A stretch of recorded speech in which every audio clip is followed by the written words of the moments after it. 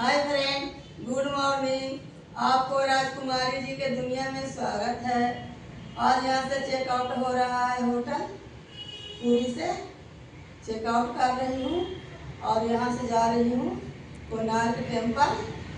अब कोणार्क टेम्पल से होते हुए भुवनेश्वर चली जाऊँगी और भुवनेश्वर जाने के बाद जहाँ जहाँ मैं घूमूंगी वहाँ आप लोगों को दिखाऊंगी। आप वीडियो में बने रहिएगा, अच्छा वीडियो आने वाला है। देखिए चेकआउट करके होटल अब रास्ते में हूँ, अभी जा रही हूँ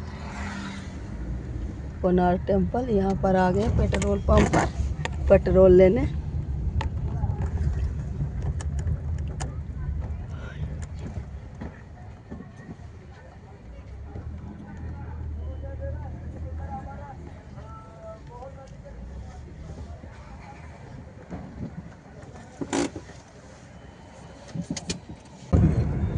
देखिए पेट्रोल भरवा करके पेट्रोल पंप से बाहर निकाल गई।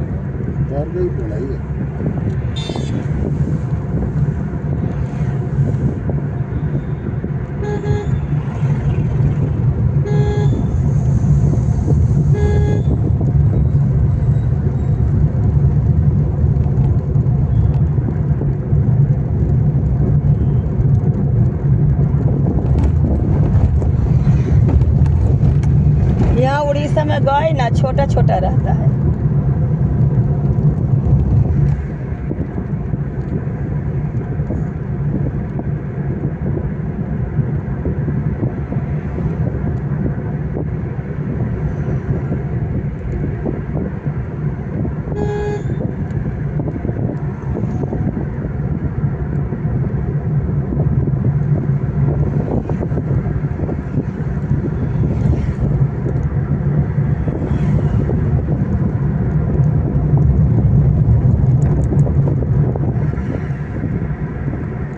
हरियाली हरियाली है रोड के दोनों तरफ से।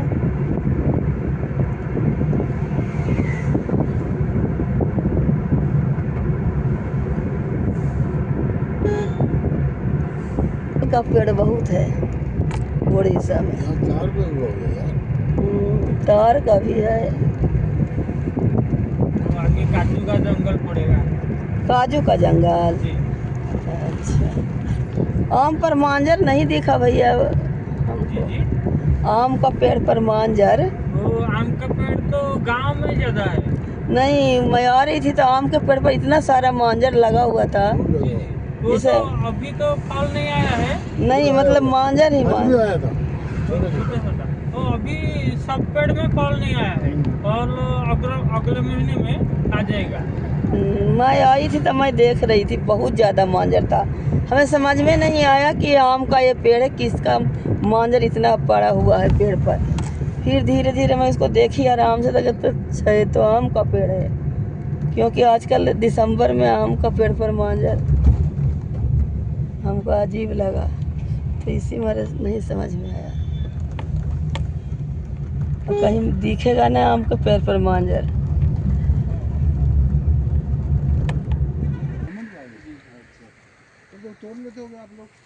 देखिए काजू का पेड़ दिखाती हूँ आप लोगों को। काजू तो खूब खाते हैं ला करके, मगर पेड़ देखे हैं कि नहीं। देख के काटा वाटा ना चुप, इधर से जाओ, इधर साफ है। आगे है, आगे ज्यादा है। आगे फला हुआ मिलेगा? नहीं फला नहीं होगा। देखिए ये रहा काजू का पेड़। ये देखिए जो पत्ता ये हिला रही हूँ, ये है काजू का पेड़। काजू तो खूब खाते हैं, मगर पेड़ नहीं देखे हमने। इसमें भी फूल फल नहीं आया है। ये भैया बता रहा है कैबला कि अगले महीने तक आएगा इसमें फूल काजू का पेड़ में। ये देखिए कितना घना जंगल है, दोनों तरफ से जंगल ही जंगल है। लकड़ी पे चढ़ के जा सकती है। कहाँ पेड़ पे चढ़ के उधर चली जाओ। कहाँ? देखिए कितना जंगल ही अंदर क्या करें जा करके, क्या देख? वो तो काजू का छोटा सा पेड़ है। नहीं, काजू का पेड़ दिखा दिए ना कैसा होता है काजू का पेड़। पानी पी रही हूँ, देखिए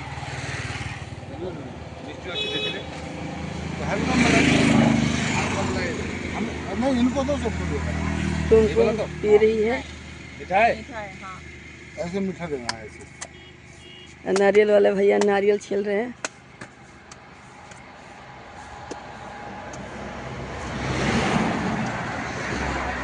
पतला मलाई है। पानी ठंडा हो गया। ये कौन दो ऐसे मीठे। स्मृति पी रही है, स्मृति को मिल गया नारियल पानी।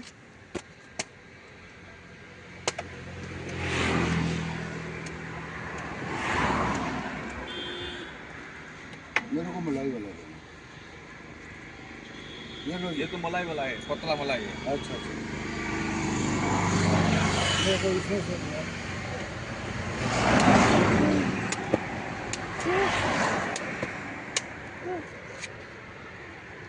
ये पतला मलाई है। ये देखिए अब ये हसबैंड जी का मिल गया, ये भी पी रहे हैं।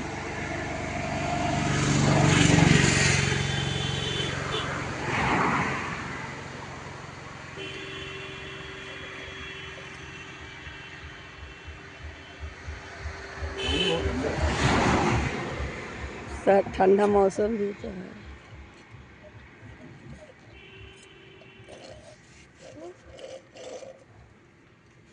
लेकिन नहीं है नहीं है।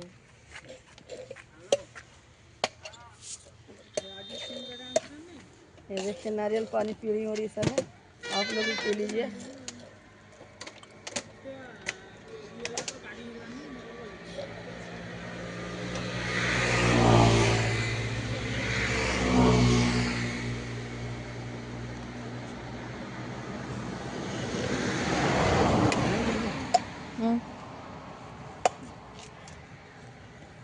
पानी बहुत मीठा है, पानी।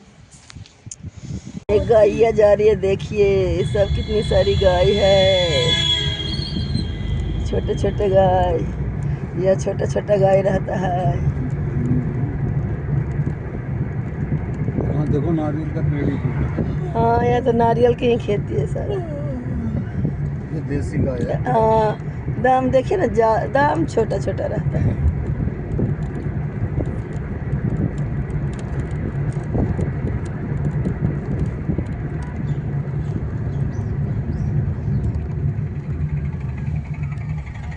गाय वायरल हो रही है, यहाँ स्पीड ब्रेक करने लगता है।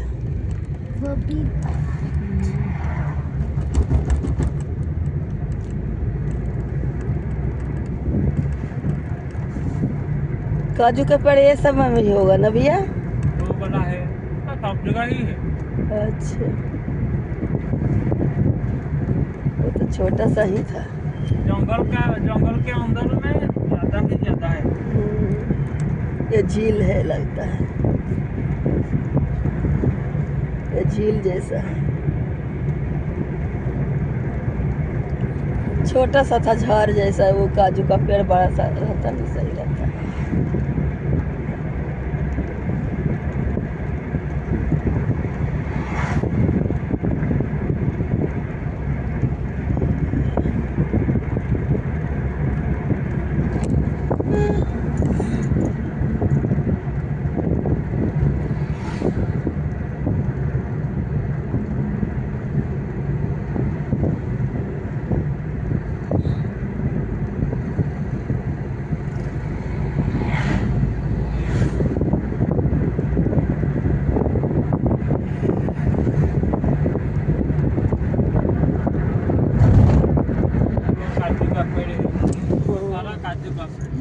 ये एक तरफ से सारा ये काजू का पेड़ है, देखिए इधर से ये सब एक तरफ से सारा काजू का पेड़ है।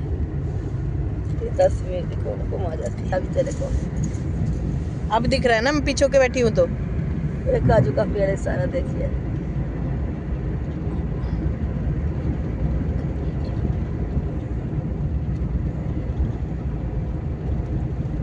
काजू फरा हुआ रहता, दो चार काजू तोड़ भी लेते हैं।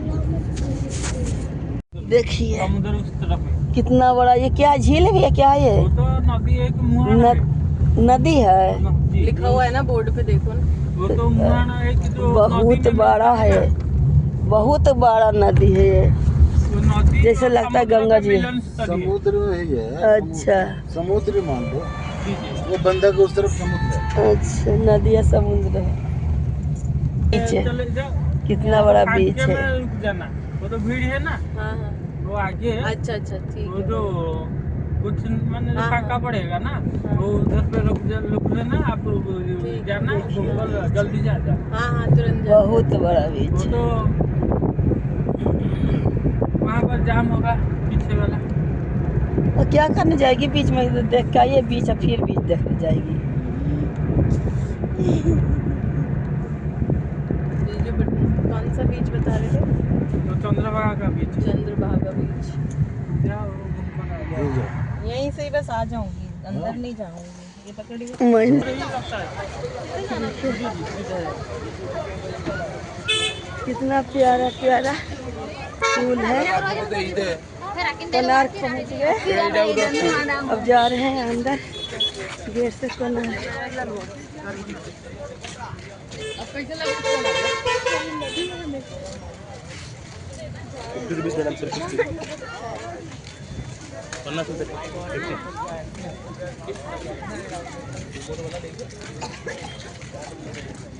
देखिए इधर फूल लगा हुआ है गेंदा का, कितना प्यारा लग रहा है।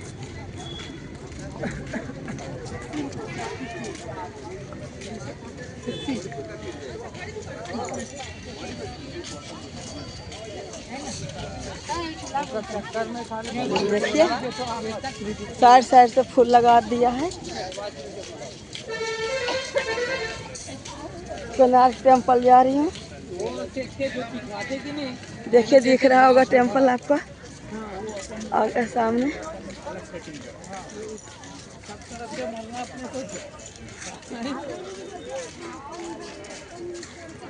अभी रोड पे हूँ, जा रही हूँ टेम्पल कोणार्क का देखने।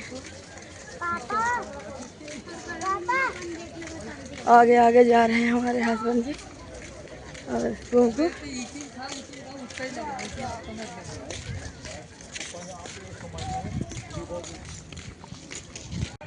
इधर हाथी है, आ जाओ स्मृति, रुकना क्या है, चलते रहो।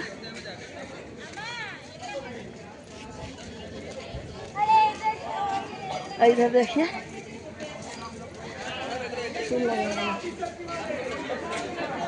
और यहाँ से जाना है अंदर। देखिए सूर्य मंदिर की अनुमानिक संरचना।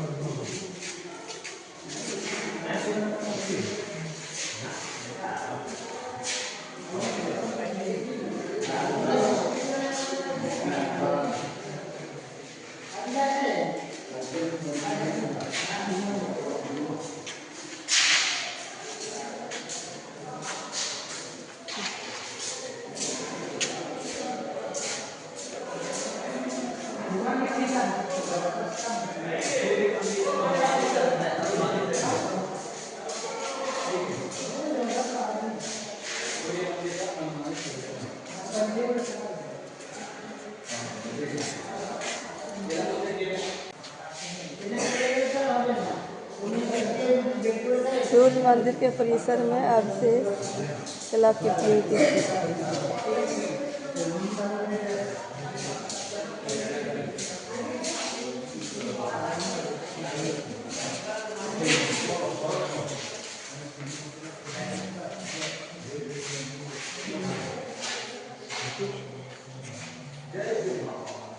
पापा उधर साइड में खड़े हो। देखिए कैसा कलाकृति रचना बनाया हुआ है।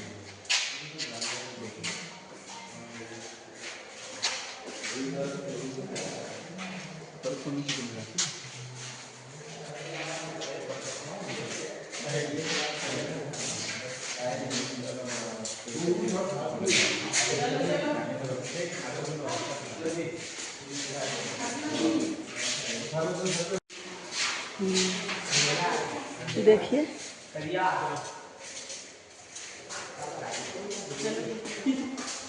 अरुण स्तंभ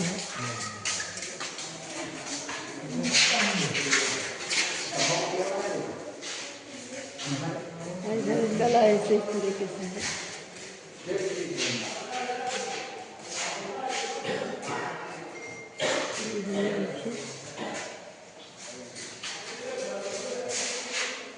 इधर पे है देखिए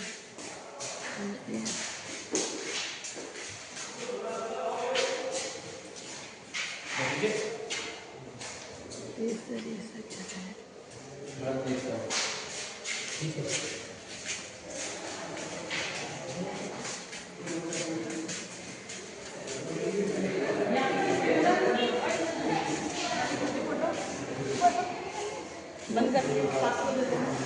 ये देखिए यहाँ इतने सारे कला दिखाया हुआ है मूर्तियों में। देखिए ये देखिए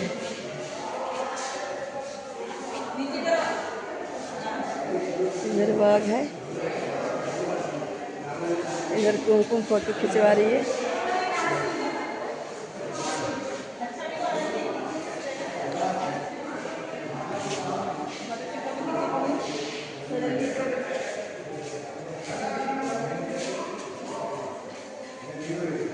ये देखिए घोड़ा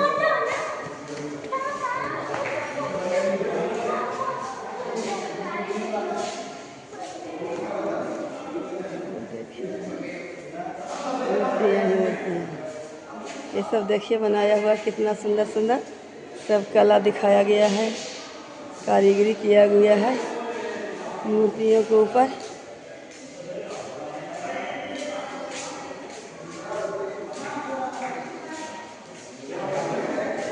इधर लिखा हुआ है गर्भगृह के अंदर सूर्यदेव का पादपीठ। ये देखिए गर्भगृह के अंदर सूर्यदेव का पादपीठ है। देखिए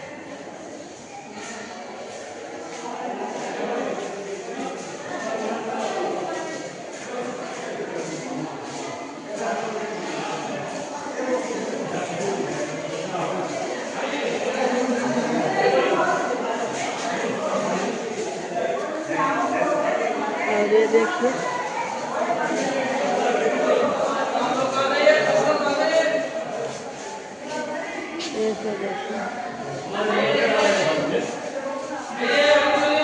देखिए अंकल जी ढोलक बजा रहे हैं, कोई बीन बजा रहे हैं, कोई तबले बजा रहे हैं। और इधर देखिए चूल्हा है, चूल्हा पर कढ़ाई है और छोटे छोटे सब बैठे हुए हैं अंकल आंटी। ये देखिए इस तरीके से इधर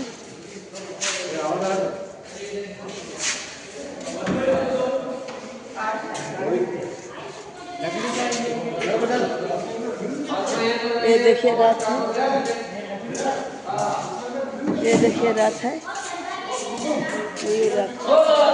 मयूर रथ है।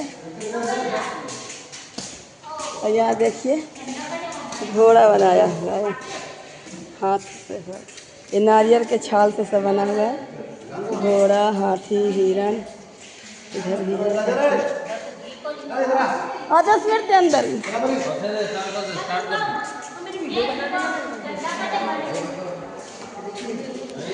सूर्य की पहली किरण इसी प्रदेश के एक कोण पर पड़ती है। इसी स्थान पर कभी संसार का सबसे भव्य और विशाल सूर्य मंदिर बनवाया गया था।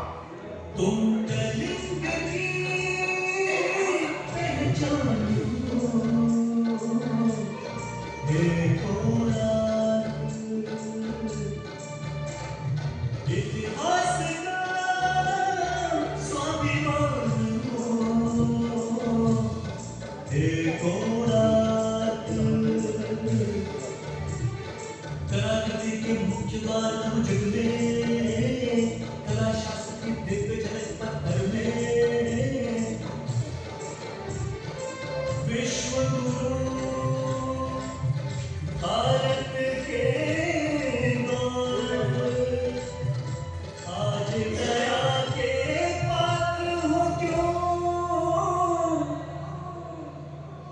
कोणार्क कोणार्क कोणार्क कोणार्क। सैकड़ों साल पहले की बात है। पुरातात्विक दस्तावेज के तौर पर संग्रहित पुस्तक मागला पांजी और वाया चक्रा में उल्लेख है कि 13वीं सदी में गंग वंश के राजा लंगुला नरसिंह देव ने इस सूर्य मंदिर का निर्माण करवाया था। नरसिंह देव युद्ध में बड़े प्रवीण और शक्तिशाली थे और मात्र 18 साल की उम्र में वे अपने पिता राजा अनंग भीम देव की विशाल सेना के प्रधान सेनापति नियुक्त कर दिए गए थे।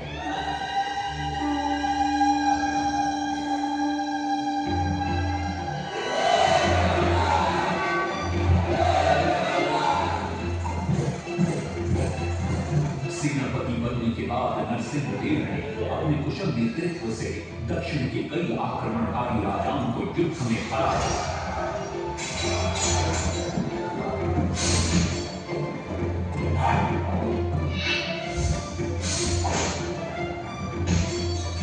और उनके राजकोष पर कब्जा कर लिया।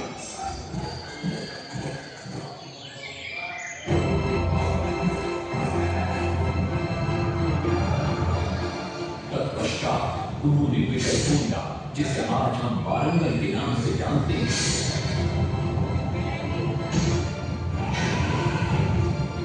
कि काकतीय वंश के राजा गणपति को परास्त किया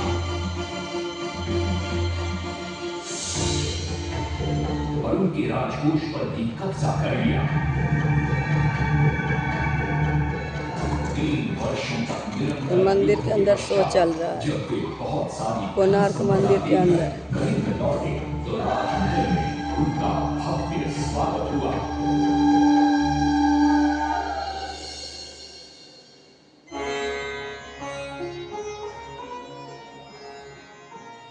राजमाता कस्तूरी देवी पुत्र नरसिंह देव की वीरता से बहुत प्रसन्न हुई और पुत्र के सामने अपने मन की इच्छा प्रकट की।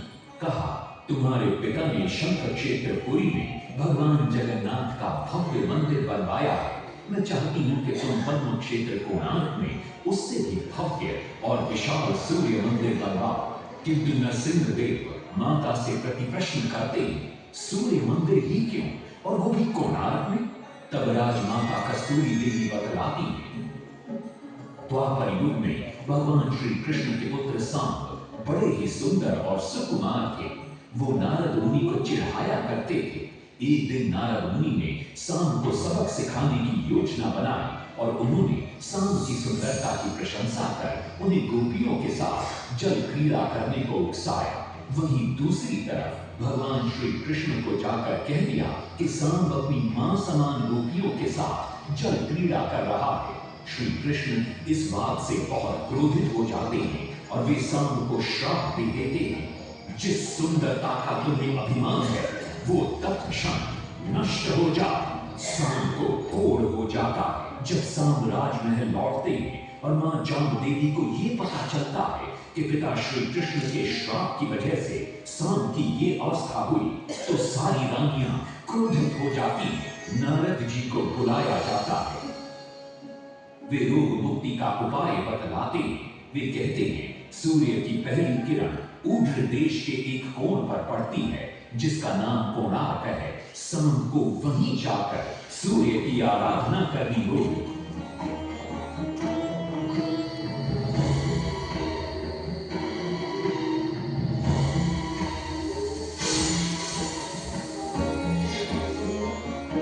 बहुत ही लंबी और कठिन यात्रा के पश्चात सांब अपने सैनिकों और सेवकों के साथ कोणार्क की चंद्रभागा नदी के तट पर पहुंचते हैं और नित्य प्रातः स्नान के बाद सूर्य की आराधना आरंभ करते हैं।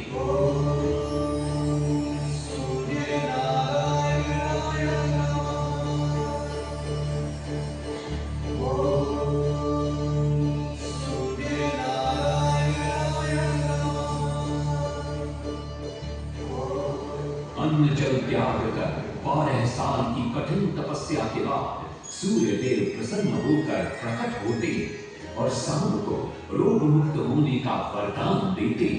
पुत्र, आज रात्रि के चतुर्थ प्रहर में स्नान करते समय नदी के तल में तुम्हें एक वस्तु मिलेगी, वो मेरा ही प्रतिरूप होगी। उसका स्पर्श पाते ही तुम इस कोढ़ रोग से मुक्त हो जाओगे। स्नान के पश्चात शाम जब नदी से बाहर आते तो वो रोग मुक्त हो चुके होते। उनके हाथ में एक छोटा सा पत्थर, उनके सुंदर और सुकुमार शरीर को देखकर सारे अनुचर और सिपाही प्रसन्न होते। सांब उस पत्थर को वहीं स्थापित कर एक छोटा सा मंदिर बनवाते। लेकिन जब उन्हें ज्ञात होता है कि सूर्य पूजा का विधि विधान यहाँ किसी को पता नहीं है तो वे चिंतित हो जाते। वे ध्यान में बैठते। सूर्य देव पुनः प्रकट होते और शाम के पूछने पर बतलाते कि दूर पश्चिम में साक्य देश के माँ का ब्राह्मण पूजा की विधि विधान जानते हैं। साक्य देश की ओर निकल पड़ते, जो आज का ईरान है। महीनों की लंबी यात्रा के बाद सांब 18 नागा ब्राह्मण परिवारों को साथ लेकर कोणार्क लौटते हैं और सूर्य मंदिर में पूजा शुरू हो जाती है। राजमाता कस्तूरी देवी नरसिंह देव को बतलाती है कि विवाह के कई वर्षों बाद तक जब हम निसंतान थे, मैंने भी उस सूर्य मंदिर में पूजा अर्चना की और तुम पुत्र रूप में मुझे प्राप्त हुए। माता की बात सुनकर नरसिंह देव मां को कोणार्क में संसार का सबसे भव्य और विशाल मंदिर बनाने का वचन देते। सदाशिव सामंतराय महापात्र, जो शिवई सामंतरा के नाम से लोकप्रिय थे, वे अपने सहयोगी बीसू महाराणा के साथ मंदिर का प्रतिरूप बनाते और नरसिंह देव के समक्ष प्रस्तुत करते। नरसिंह देव मंदिर का प्रतिरूप देखकर अभिभूत हो जाते और शीघ्र मंदिर निर्माण कार्य आरंभ करने का आदेश देते। दूर दूर से बड़े बड़े पत्थर लाए गए, जितने पत्थर डाले गए सारे टूट गए। हाथ में को डाला उसमें डाले गए, नहीं पता डाला सारे टूट गए। सिर्फ शांत ना हुए परेशान, किसी विधि मंदिर बने। सिर्फ शांत ना हुए परेशान, किसी विधि मंदिर बने।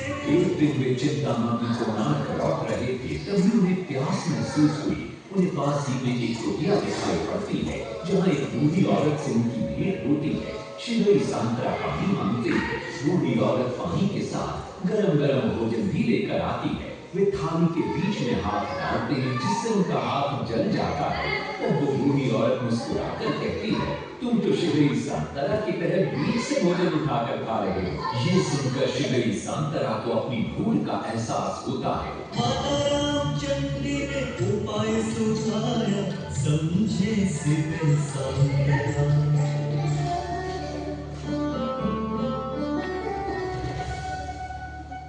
तत्पश्चात वो किनारे से पत्थर डलवाना शुरू करते हैं और मंदिर निर्माण का कार्य तेजी से आगे बढ़ने लगता है।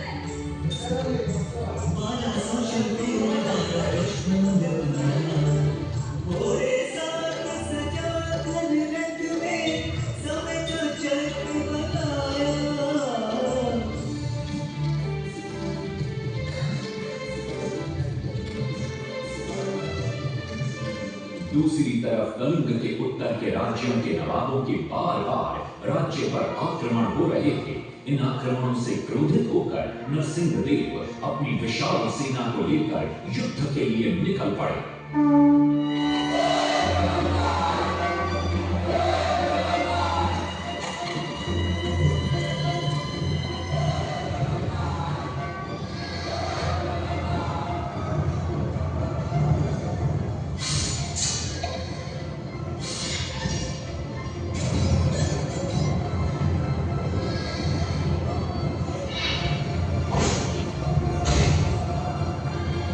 शक्तिशाली गौड़ वंग के नवाबों को भी युद्ध में परास्त कर दिया और उनसे प्राप्त सारा धन अपने कब्जे में लेकर सूर्य मंदिर के निर्माण कार्य में लगा दिया।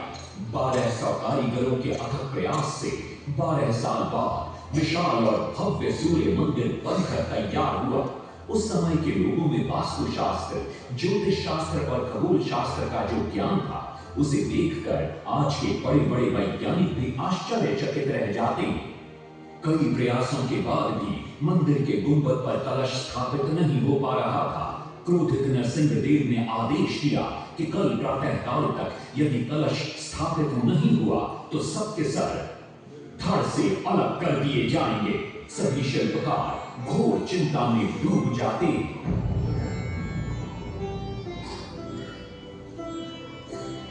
दूसरी तरफ मुख्य शिल्पकार बीसू महाराणा का 12 साल का बेटा धर्मपद सूर्य मंदिर के प्रतिरूप पर कलश बिठाकर प्रसन्न होता है और मां के सामने अपने पिता से मिलने की इच्छा व्यक्त करता है। मां अपने बागीचे के पेड़ ओटली में बांध कर देती है और कहती है, अपने कुत्ते बलिया को साथ लेकर कोणार्क जाओ। बलिया अपने मालिक को पहचान लेता है और बीसू महाराणा से लिपट जाता है। धर्मपद अपने पिता को प्रणाम करता है और अपना परिचय देता है। सबको चिंता में देखकर वो अपने पिता से इसका कारण पूछता है। कारण जानकर धर्मपद कहता है, अगर आप आज्ञा दें तो मैं मंदिर के गुंबद पर कलश स्थापित कर सकता हूं।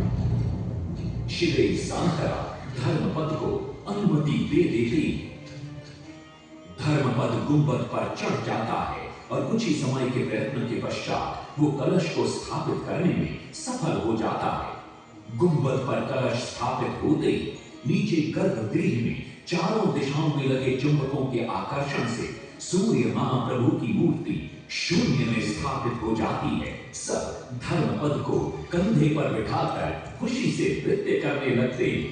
तभी कुछ कारीगर इसका विरोध करते हुए कहते हैं, अगर सुबह राजा को ये पता लग गया कि इस बच्चे ने कलश को स्थापित किया है तो किसी का बचना संभव नहीं है, इसलिए धर्मपद को मरना होगा।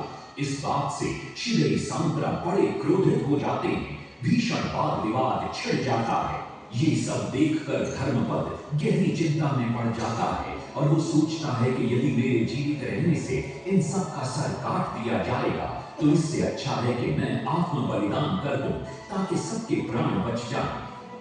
और उसी पल धर्मपद नवनिर्मित सूर्य मंदिर के शिखर पर चढ़ जाता है।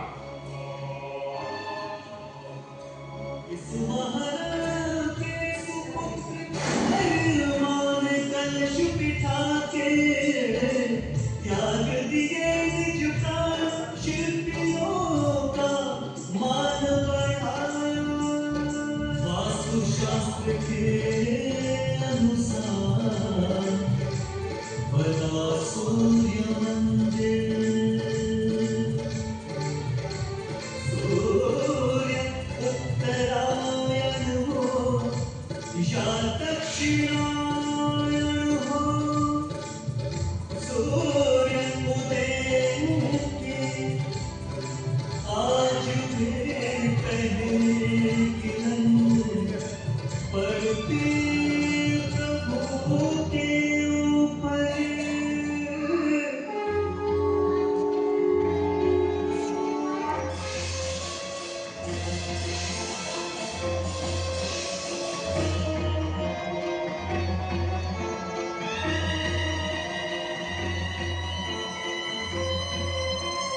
तभी वहां नरसिंह देव भी आ पहुंचते हैं।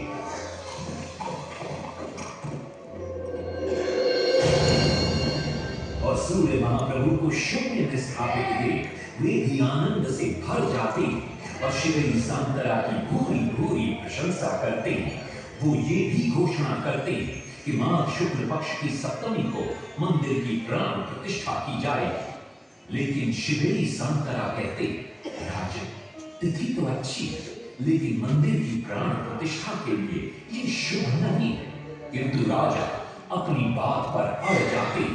शिवई सांतरा को दुख होता है और कोई वाद विवाद किए बिना वे हमेशा के लिए वहां से चले जाते।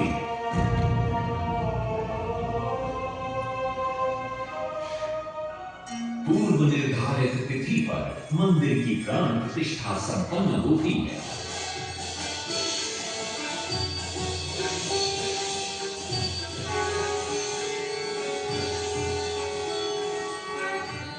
लेकिन लेकिन कुछ दिनों बाद अमंगल होना शुरू हो जाता है। सबसे पहले विराट सिंह की मूर्ति नीचे आ गिरती है। तत्पश्चात मंदिर की शिलाओं का गिरना भी शुरू हो जाता है। नरसिंहदेव को अब समझ में आता है कि शिवरी सांतरा का कहना सही था, लेकिन देर हो चुकी थी। बहुत साल बाद मंदिर के आसपास जंगल उगाए और ये मंदिर घने जंगलों के बीच छुप गया। जब अंग्रेजों ने जंगल के बीच इस मंदिर को देखा तो उन्होंने इसका पुनरुद्धार किया। आज आप उसी विशाल मंदिर के भग्नावशेष देख रहे हैं। ये है इस प्रसिद्ध मंदिर की कथा। अब इस कथा में कितनी सत्यता है और कितनी कल्पना है, ये तो किसी को नहीं मालूम, लेकिन ओडिशा की जनश्रुतियों में यही कथा विद्यमान है।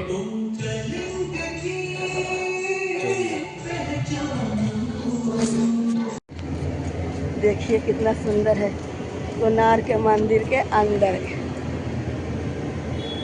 दम फूल का सारा दम बगीचा ही लगाया हुआ है। ये सब कोणार्क मंदिर के अंदर है।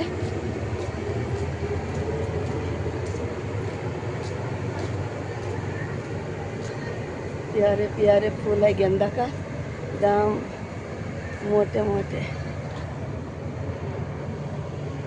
इस तरह से देखिए, तो दिखाती हूँ। स्मृति यहाँ लगा हुआ है, ये गेट है, यहाँ से एंट्री कर, ऑनलाइन एंट्री।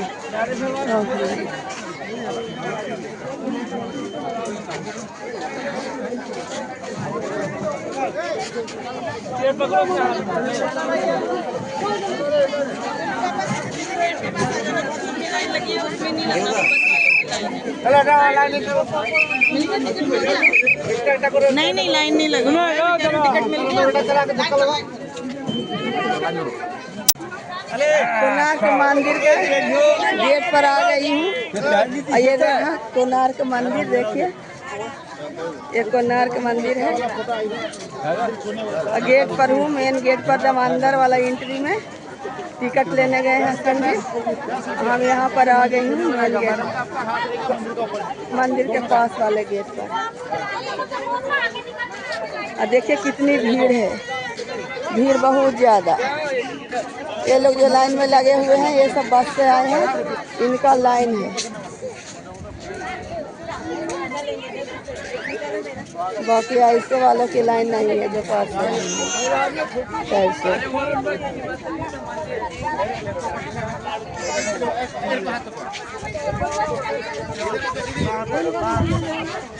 देखिए कितनी भीड़ है, बहुत ज़्यादा भीड़।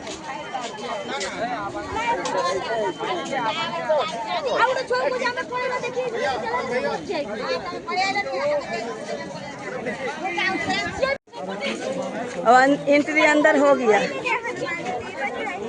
मंदिर के अंदर आ गई है।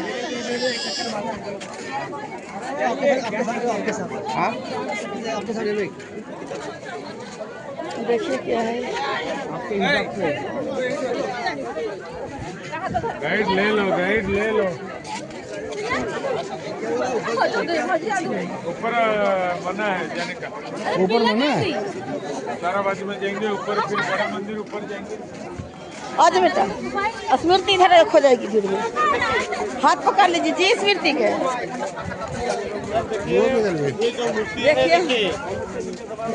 देखिए उसको पकड़ के घुमाइए। देखिए कितना कारीगरी किया हुआ है कोणार्क टेम्पल में, सारा हाथ का कारीगरी है।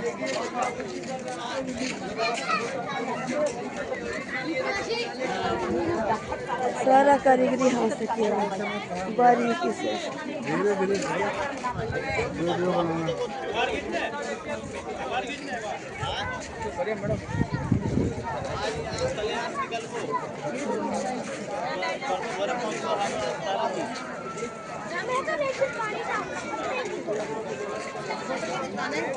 क्या कर रही हो?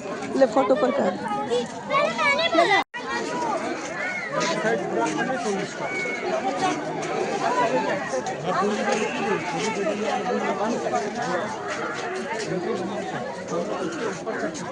खाल में लेने चले फोटो उधर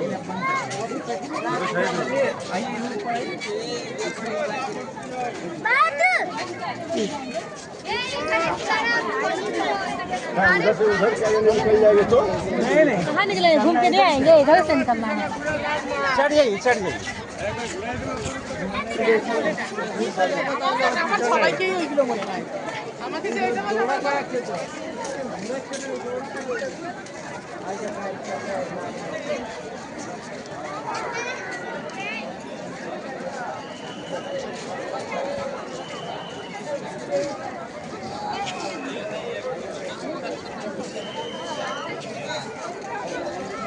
मंदिर का अंदर जाने का अलाउ नहीं है, बाहर बाहर ही घूम रही हूँ मंदिर के चारों तरफ। और देखिए कितना कारीगरी किया हुआ है, सारे पत्थर में डिजाइन बनाया हुआ है बारीकी से बिल्कुल।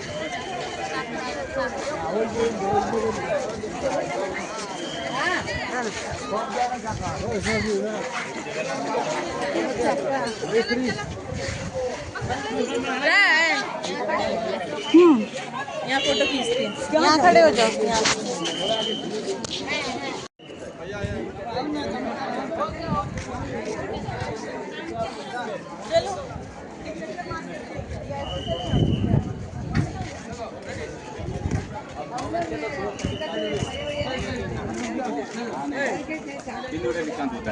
और बाद में जब घोड़े के ऊपर पड़ गया शिकार करने के लिए तस्वीर में आप तस्वीर बन गया ना दिन बन गया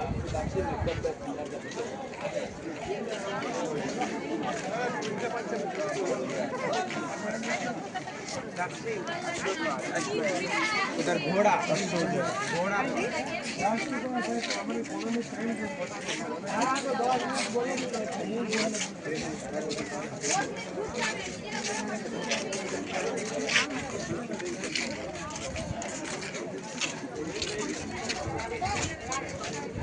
इस मंदिर के बारे में सब बोलते हैं कि सूर्य का पहला किरण उगते ही इसी पर आता है,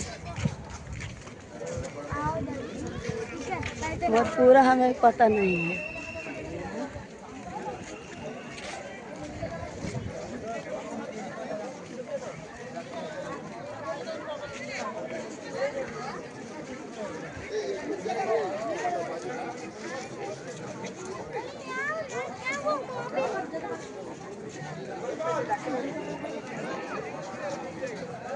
देखिए मंदिर के चारों तरफ घूम रही हूँ और घूम घूम के आप लोगों को दिखा रही हूँ। और भीड़ तो बहुत ज़्यादा है।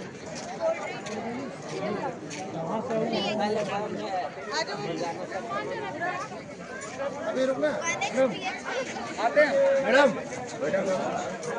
अरे हमारे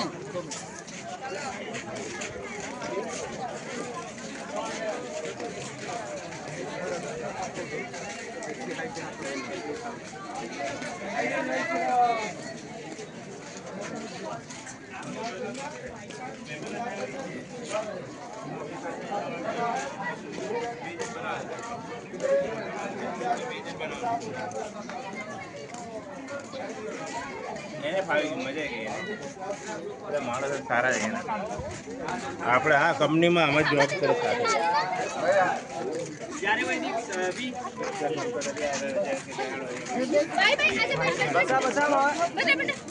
बस में था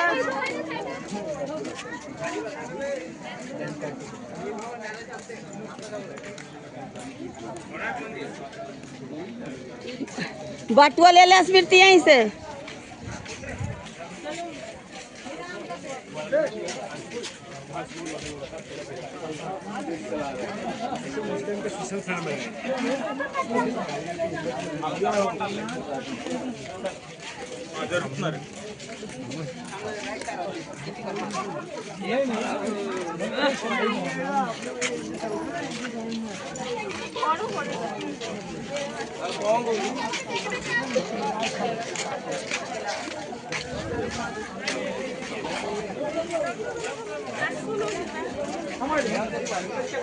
देखिए इस तरफ छाया है और एक तरफ धूप है।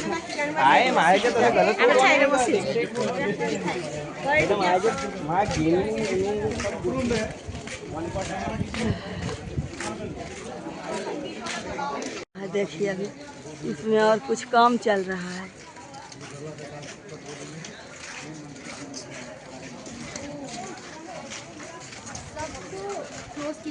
यहाँ सब क्लोज किया।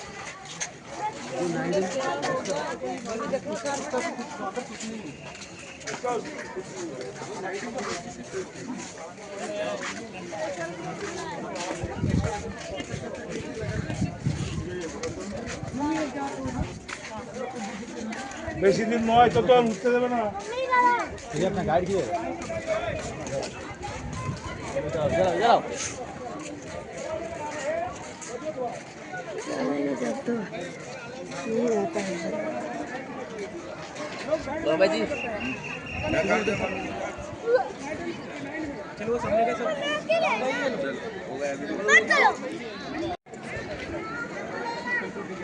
मेरा भी खींच और मैं तेरा खींचेगा। या फिर इधर ही खींच ले।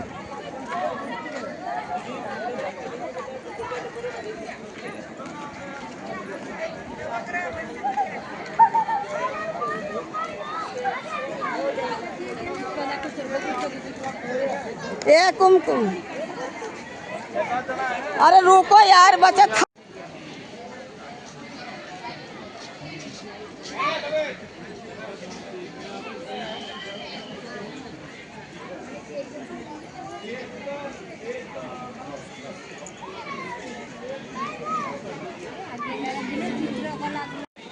वीडियो पसंद आया हो तो वीडियो को लाइक कर दीजिएगा। चैनल में नए होंगे तो सब्सक्राइब कर दीजिएगा। ज़्यादा से ज़्यादा शेयर कर दीजिएगा। बेल वाला आइकन दबाइएगा।